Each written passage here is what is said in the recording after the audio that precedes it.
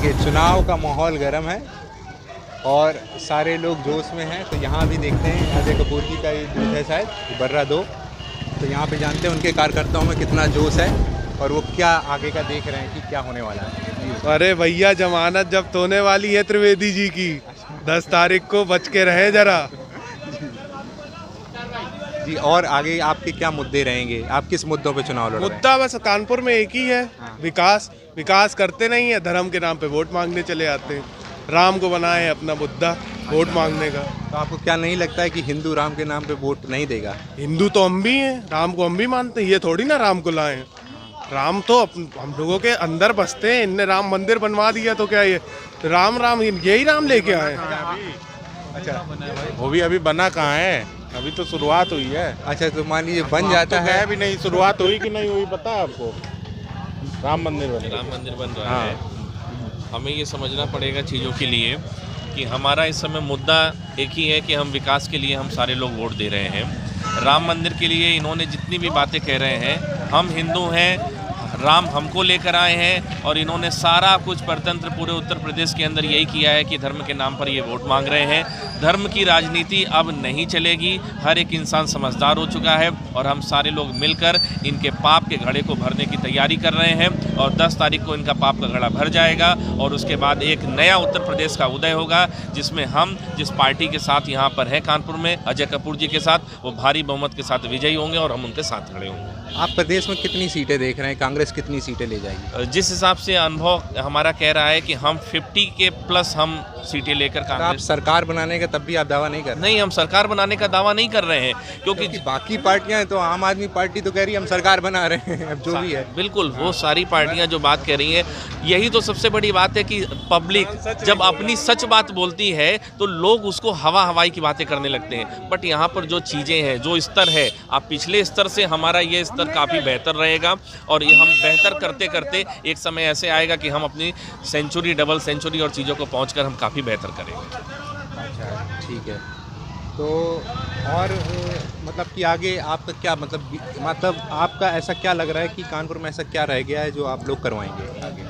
कानपुर में विकास के नाम पर ऐसा कुछ हुआ नहीं है। सिर्फ ये कह लेना कि टेंडर पास होते हैं, चीज़ें बन जाती हैं, ऐसा कुछ नहीं होता है। यहाँ पर सबसे बड़ी बात है कि जो कानपुर का कायाकल्प होना चाहिए। कानपुर के राष्ट्रपति हमारे कानपुर तो कह रहे हैं मेट्रो बनवा दी, राष्ट्रपति जी हमारे कानपुर के हैं। हमेशा कहा जाता है कि भारत का प्रथम नागरिक राष्ट्रपति होता है, तो उन्होंने हमारे कानपुर को पूरे हिंदुस्तान के अंदर प्रथम क्यों नहीं बना दिया? हमारे कानपुर देहात को हिंदुस्तान के अंदर प्रथम क्यों नहीं बना दिया?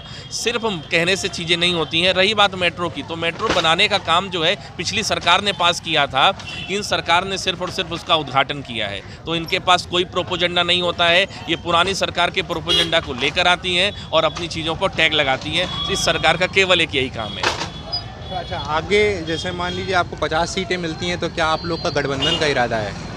जिस हिसाब से उम्मीद है और सपा सरकार में आ रही है और उसको गठबंधन की ज़रूरत पड़ेगी, हमारी सरकार पूरी तरफ से उसके साथ होगी। और हमने आपसे कहा कि हम उत्तर प्रदेश में एक नया उदय 10 मार्च को करने जा रहे हैं, जिसमें हम काफ़ी कुछ बेहतर स्थिति में होंगे।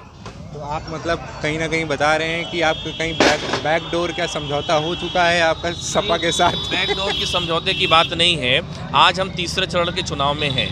हम 2 चरण का चुनाव देख चुके हैं, हम तीसरे चरण के चुनाव में हैं। जैसा कि आपने सुना कि मोहन भागवत जी का भी कल परसों का ट्वीट था कि सपा 100 सीटें जीत रही है। यानी अगर 113 सीटों में अगर उनको तब ये ज्ञात हो जा रहा है कि सपा 100 सीटें जीत रही है, इसका मतलब वो बैकफुट पे हैं और किसी भी तरीके से पब्लिक को भरमा कर ये शामिल करना चाहते हैं, ये हासिल करना चाहते हैं कि लोग जो है भाजपा को वोट दें। बट जैसा 2 चरण में हुआ है, आने वाले 5 चरणों में भी वही स्थिति होगी और भाजपा का सफाया उत्तर प्रदेश के अंदर से 100% होगा। अच्छा पिछली बार अजय कपूर जी जैसे मान लीजिए हार गए थे, तो उसके क्या कारण आपको लगते थे? जितना मैं उस समय पर भी मैं यहाँ पोलिंग बूथ पे था, मैंने चीज़ों को जितना कुछ रीड किया, जो माहौल कन्वर्ट हो रहा था, जो राजनीति चली आ रही थी, सपा की राजनीति चली आ रही थी और हम 2014 में एक बदलाव हुआ था, उसके बाद से इन्होंने ये सिचुएशंस चारों तरफ जो है राम मंदिर का मुद्दा लेकर आए थे चीज़ों के लिए।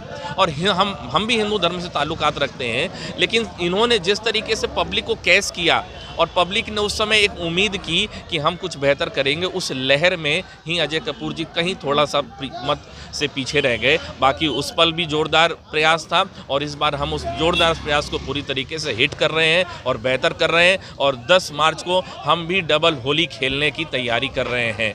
हम 18 तारीख से पहले भी होली खेलेंगे, जैसे हमारे यहाँ कानपुर में गंगा मेला होता है, 6 दिन बाद भी होली होती है, तो हम 18 के पहले भी होली खेलेंगे, यानी 10 तारीख से 25 तारीख तक हम सारे लोग मिलकर बेहतर होली खेलेंगे। अच्छा, चुनाव सौहार्दपूर्ण हुआ इसमें? बिल्कुल, चुनाव सौहार्दपूर्ण हुआ। सारी पार्टियां अपना अपना